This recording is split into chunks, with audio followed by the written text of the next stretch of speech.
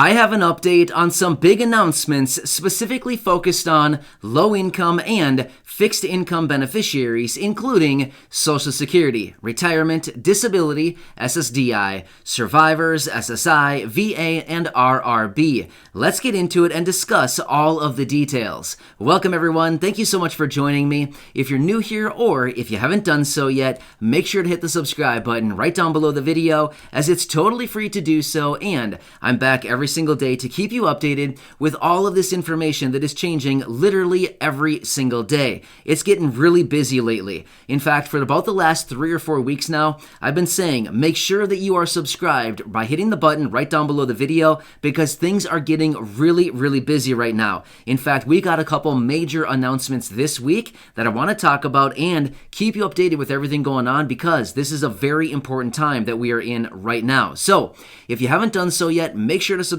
right down below the video so I can keep you updated each and every day going forward. Also, please feel free to share this video with your friends, family, and social media so we can continue to help out more people in this community. With that being said, let's get into it right away. All right, so as I mentioned, we've had some major announcements focused on low income and fixed income beneficiaries this week.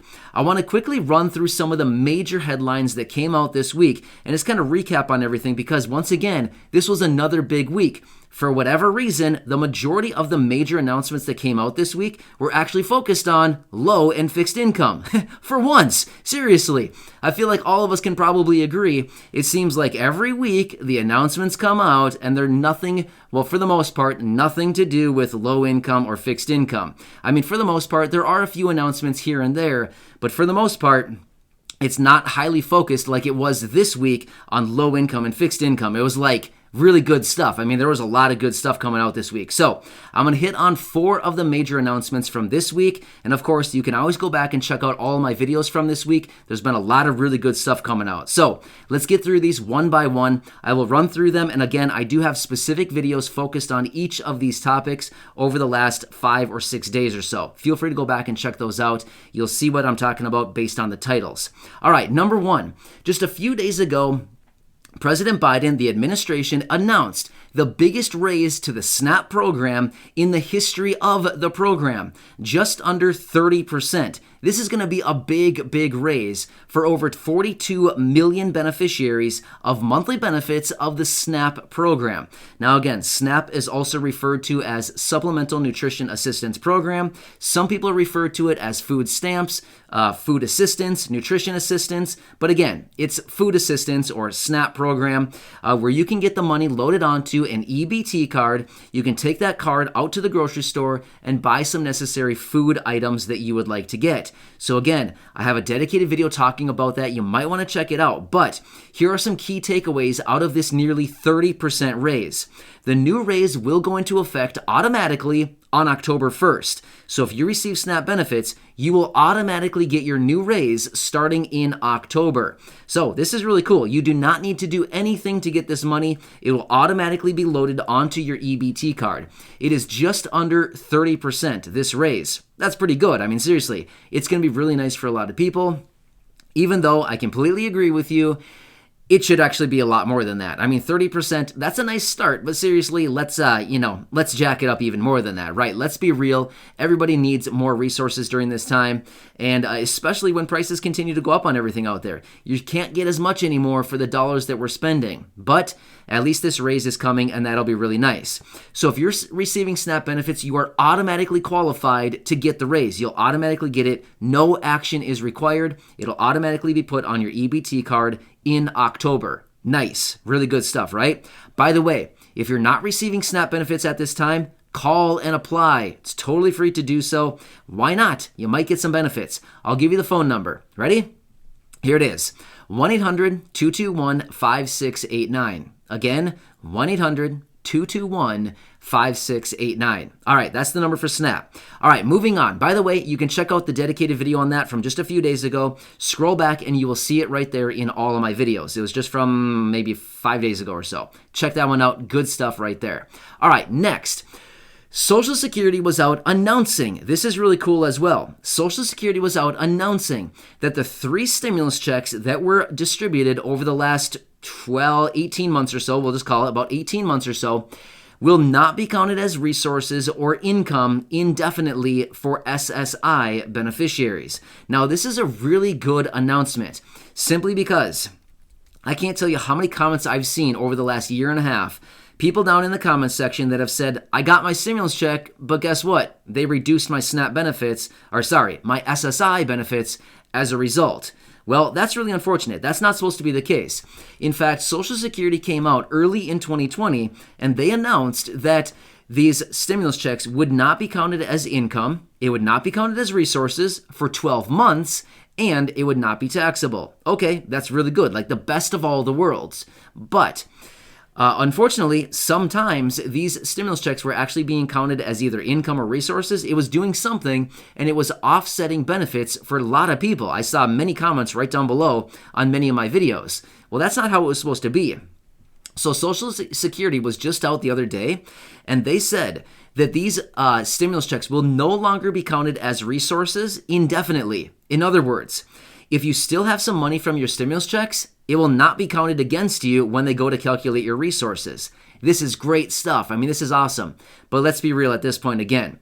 Who really has a stimulus check anymore? I'm not sure about you, but when I got mine, it was gone right away. I'm just being honest with you. It was spent pretty much right away. I mean, seriously, I got it and it was like, yoink, gone.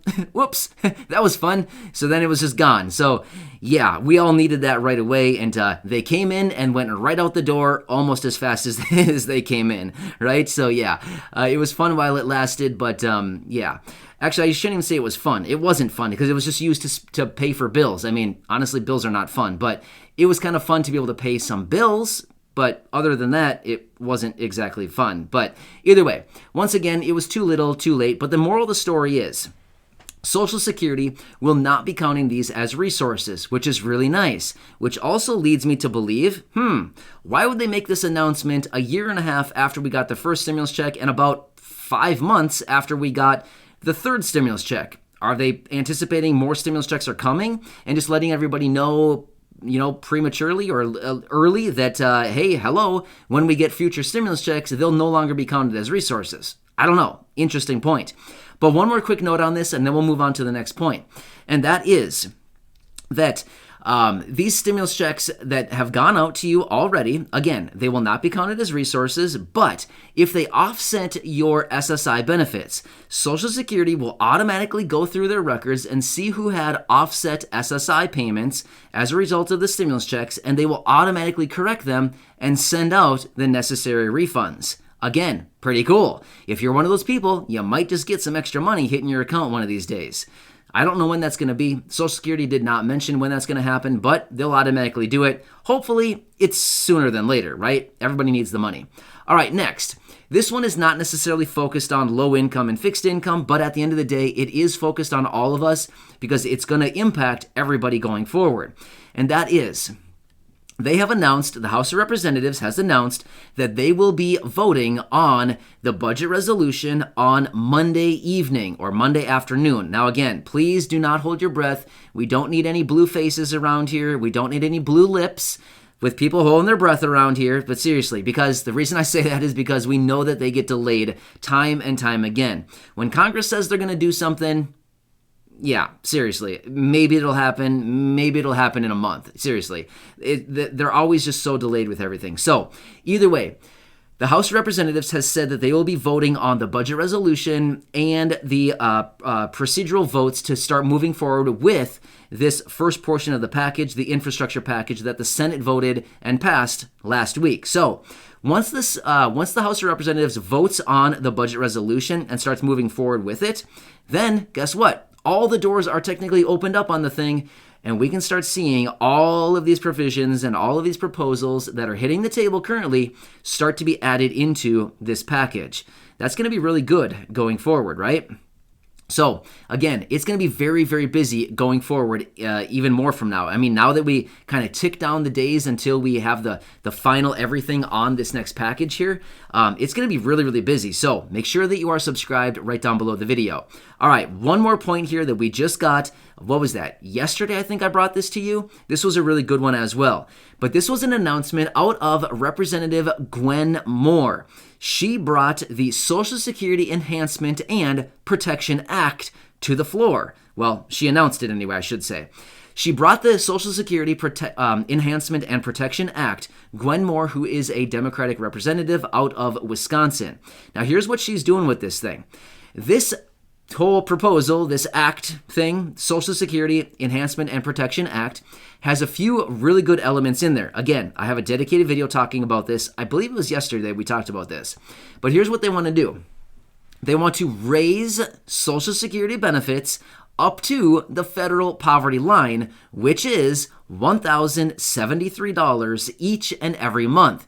That's amazing, right? I mean, seriously, check that out. That is a huge, huge benefit for a lot of people. So, $1,073 each and every month as a result of the Social Security Enhancement and Protection Act. Now, this was just announced, and again, there's another cool provision right in there as well, and that is they want to raise benefits by 5% for those people who have been drawing on benefits for 20 years. And for those people who have been drawing on benefits for 16 years, they want to have this phase-in period where they start phasing in these benefits. So, seriously, at 16 years, 5%, that's not very good. Seriously, it's not very generous at all, considering when we're potentially looking at a 6.2% or even more COLA raise next year. 5%, it's nice, we'll take it, but it's not going to cut it, right? We need far more than that. But either way, these are 4 major takeaways that came out of this week alone. Just from Monday until today, these are the key takeaways. This is a lot of stuff. Seriously, these are a lot of big announcements. The 30% on SNAP, the announcement out of Social Security, this one talking about a huge raise for Social Security beneficiaries. This is a lot of good stuff right here. So, I'm going to say it one more time. If you haven't done so yet, please make sure to hit the subscribe button right down below the video. We want to do whatever we can to keep you updated with all of this information that is changing literally every single day. Big announcements are coming out, and realistically, going forward, it's only going to get even more busy than it already is. There's a lot of stuff coming out every single day. These are just the 4 major takeaways from this week. This doesn't even account for all of the other announcements that came out this week that I talked about in previous videos that I didn't actually identify as major announcements. Get what I'm saying? So yeah, a lot of good stuff right now. So again, as I've said before, the more people that we have here in this community, the greater the impact and influence that we have going forward, especially as we call on Congress to issue a 4th stimulus check, monthly recurring payments, and ultimately raising of permanent benefits like Social Security, SSDI, SSI, VA, RRB, and anything else we can get for the low income and fixed income who need support so badly during this time. So again, subscribe down below, share the video with your friends, family, social media, and check out any of the other 1,400 plus videos right here on the channel. Thanks again. I appreciate you. I'm here to help in any way that I can. Enjoy your day, and I'll see you in the next video.